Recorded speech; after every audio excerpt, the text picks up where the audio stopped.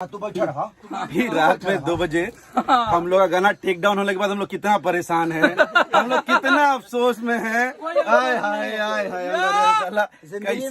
जिंदगी में जब तक आप सबका प्यार और आशीर्वाद हमारे साथ है, कोई अफसोस हम अफसोस कभी नहीं करते। कभी नहीं।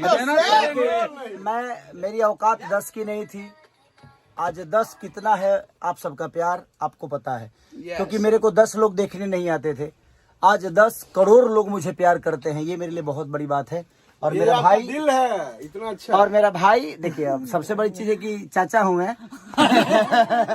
और लेकिन हमारे चाचा भाई, भतीजा के लेकिन हम के चाचा भतीजा के नाता ना रहे। और ये आ गए हमारे बाबा, देखिए वायरल राइटर। तो सारे लोगों का प्यार और आशीर्वाद है। ये सब आप ही का देर है कि हम लोग इतने रात तक भी, अभी कितने 2 बज गए ना, 2 बजे रात भी, वही एनर्जी में रहो। तो बस सिर्फ आपके लिए, जबकि मैं पूरे दिन डांस करके आया हूँ, शूटिंग करके आया हूँ, लेकिन भाई लोगों ने आया कि नहीं, टेक डाउन हो गया तो हो गया, फिर अलग करेंगे, अलग भेज रहे हैं। आप ऐसा ही प्यार दीजिएगा जिस तरह। अच्छा, हम लोग बनियान में क्यों है भैया? हम लोग सब लोग अपना बनियान। ये गर्मी है, गर्मी है।